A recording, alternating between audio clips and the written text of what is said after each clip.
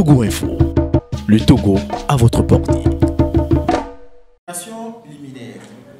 Il y a 3 semaines, nous appelons les Togolais épris de liberté et de changement à boycotter durant la période du 5 au 30 octobre 2020 certains produits.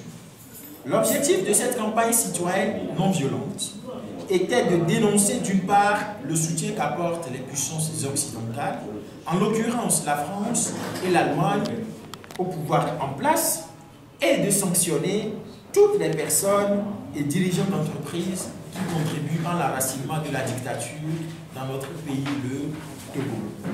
Si nous avions opté pour cette stratégie presque jamais appliquée au Togo, c'est bien parce qu'elle est au regard du contexte politique actuel la voie indiquée. Cependant, en tenant compte des humeurs et surtout guidés par l'impérieux souci d'efficacité, nous avons décidé de différer cette campagne de boycott des produits Total, T-Oil, Togocel, Sotral, Siafa et Diamant pour nous donner d'abord toutes les chances de réussir.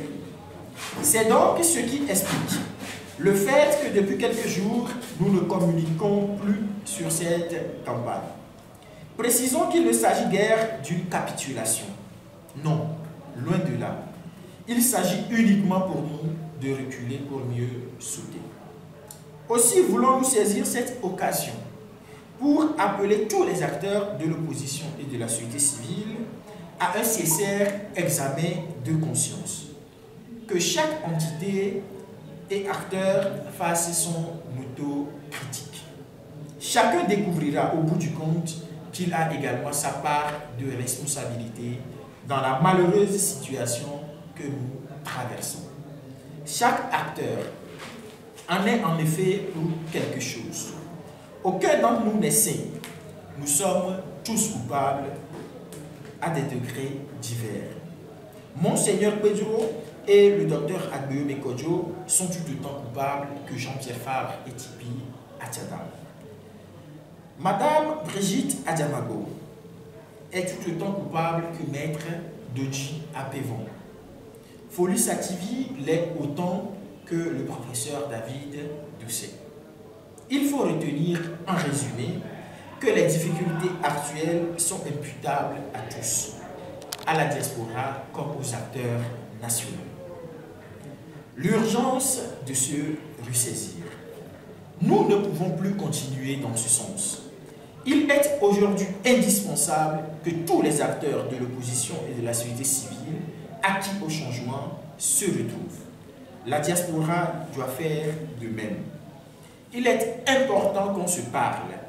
Nous devons nous confesser les uns aux autres, nous regarder en face et nous dire l'un à l'autre nos 4 vérités. Nous boxer s'il le faut, mais sortir à l'issue de cette rencontre avec un cœur net, un nouveau contrat social et une volonté commune d'aller de l'avant. Nous invitons pour ce faire les aînés Jean-Pierre Fabre, Tipi Atiada, Maître Doji Apevon, Madame Brigitte Adiamago, le docteur Agbeo Mekodjo et Monseigneur Boutro à travailler dans ce sens et à se montrer en outre disponible pour des actions allant dans ce sens.